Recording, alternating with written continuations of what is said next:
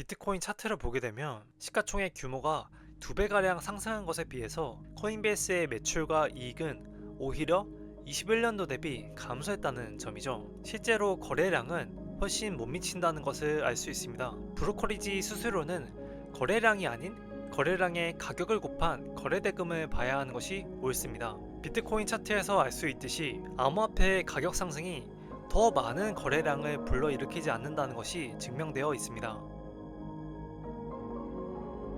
코인베이스가 2월 12일에 4분기 실적 발표를 했는데 다소 아쉬운 실적 발표 결과였습니다. 23년도 3분기 이후로 다시 순이익이 적자로 전환되었기 때문이죠. 코인베이스는 암호화폐 산업에서 이 브로커리지업을 하는 회사이기 때문에 4분기 매출 실적은 평년이랑 비슷한 수준이었지만 순손실을 6억 6,700만 불을 기록하였고, 이는 암호화폐 투자 포트폴리오에서 발생한 7억 1,800만 불의 미실현 손익과 전략적 투자에서 발생한 3억 9,500만 불의 손실이 주요 원인이 되었습니다. 쉽게 말해서 사업을 해서 번 돈으로 암호화폐를 샀는데 그게 지금 가격이 떨어져서 손실을 선반영해서 회계 처리를 했다는 거죠. 따라서 영업이익은 흑자였지만 투자 손실이 잡혀서 순이익은 적자가 나오게 된 거죠. 이 코인베이스의 차트를 보면서 회사의 히스토리를 살펴보자면 이 회사가 21년도 4월에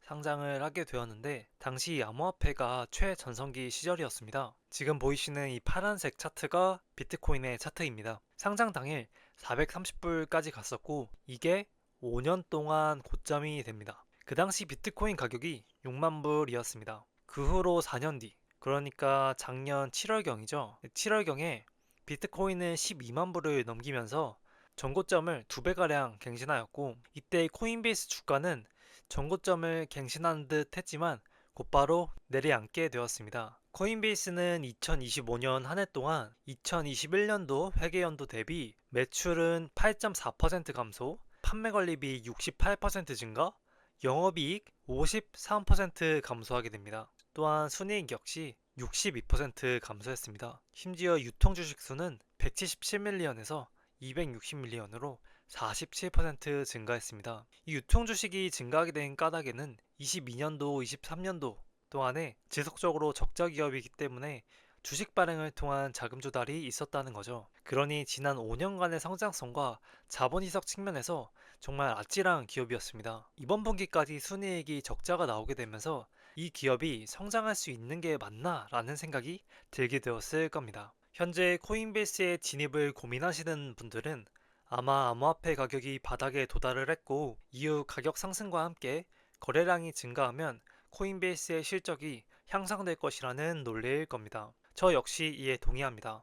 그렇기 때문에 트레이딩 관점에서 코인베이스는 암호화폐 레버리지로서 이점이 있죠. 그렇기 때문에 암호화폐 가격 상승에 간접 투자하는 트레이딩으로는 적합합니다. 문제는 이 장기 투자의 경우입니다. 비트코인 차트를 보게 되면 시가총액 규모가 2배가량 상승한 것에 비해서 코인베이스의 매출과 이익은 오히려 21년도 대비 감소했다는 점이죠. 실제로 거래량은 훨씬 못 미친다는 것을 알 수 있습니다. 브로커리지 수수료는 거래량이 아닌 거래량의 가격을 곱한 거래대금을 봐야 하는 것이 옳습니다. 비트코인 차트에서 알 수 있듯이 암호화폐의 가격 상승이 더 많은 거래량을 불러일으키지 않는다는 것이 증명되어 있습니다. 다른 암호화폐 역시 마찬가지고 주식도 이러한 특성을 가지고 있습니다. 그렇기 때문에 암호화폐 자산이 가격이 상승했음에도 불구하고 거래량이 줄어들었기 때문에 이에 따라 거래 대금이 줄어들어 코인베이스는 실질적으로 성장을 이어가지 못했다는 거죠. 참 딜레마가 있는 것이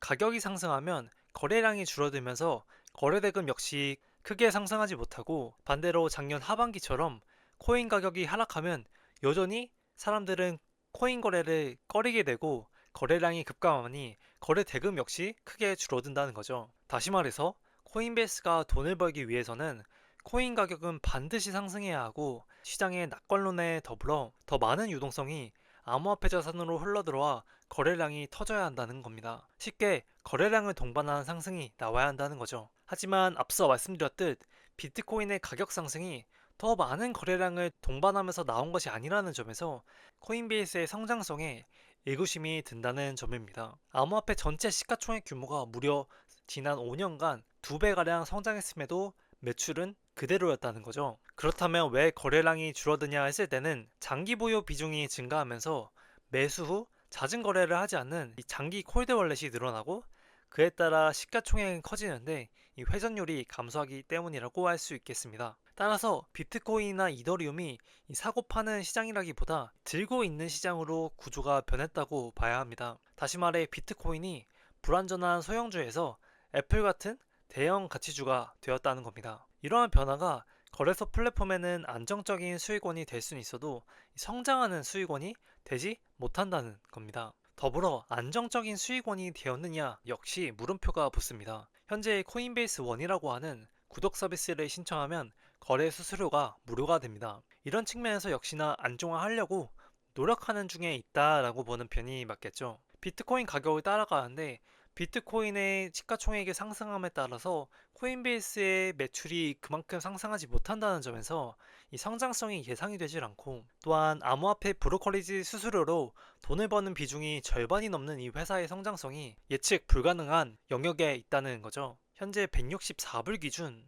포워드 12개월 EPS 예상치 대비 PER이 32배인데 2027년까지 EPS가 30% 성장으로 잡혀 있어서 현재 패그가 대략 1 정도 나옵니다. 이 문제는 28년, 29년 성장 예상치는 거진 없는 수준이라 패그 1 수준이 적절한 건지에 대해서는 의문이 듭니다. 현재까지의 실적이 어떻게 되었는지, 이 성장성이 어땠는지는 이미 주가에 반영이 되어 있을 거기 때문에 앞으로 코인베이스가 어떤 포부를 가지고 성장을 만들어갈 것인지가 중요하겠죠. 이 주가의 장기적인 상승 논리는 사업 다각화가 실현될 것인가로 봐야 합니다. 현재 회사가 에브리싱 익스체인지로 비즈니스 영역을 확장했는데 USDC로 엔비디아와 같은 주식을 구매할 수 있고, 주식을 20배 레버리지로 거래할 수 있는 상품도 있으며, 카오시와의 파트너십을 통한 예측 시장 진출, 코인베이스 원 카드 같은 것들이 로빈후드만큼 사업 다각화가 가능해진다는 점입니다. 만약 이런 사업 다각화 계획 및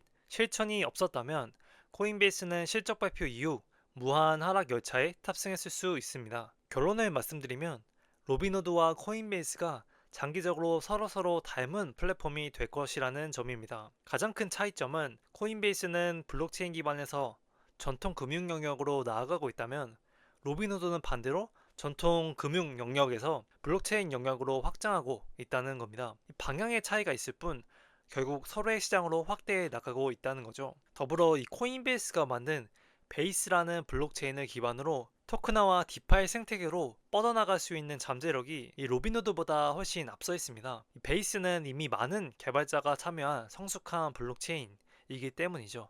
반면 로빈후드는 이제 막 자신들의 블록체인 네트워크를 만들려고 하는 과정 중에 있습니다. 중요한 점은 향후 토큰화는 막대한 시장을 창출할 것이 분명해 보이는데, 이 다른 네트워크 위에서 형성된 토큰끼리는 거래가 안 된다는 점에서 자신들의 네트워크가 많이 사용되게 하는 것이 중요합니다. 어떻게 하면 될까요? 현재는 블록체인 네트워크가 금융에 쓰이는 것이 제한적이기 때문에 이런 거래소 비즈니스로 사람들을 모아서 이 플랫폼을 구축해 놓으면 그 플랫폼 위에 있는 사람들은 이 향후 베이스라는 블록체인 네트워크의 유저가 될 가능성이 높다는 거죠. 그렇기 때문에 이 코인베이스의 글로벌 사용자가 1억 800만 명이라는 수치를 가지고 있기 때문에 코인베이스의 이 무형 가치가 굉장할 수 있다는 점입니다. 이러한 이점이 있음에도 한 가지 고려해야 할 점은 현재도 7빌리언 가량 매출이 되는 이 코인베이스에게 사업 다각화 효과와 블록체인 네트워크의 가치가 실제 실적으로 반영되기까지는 꽤나 시간이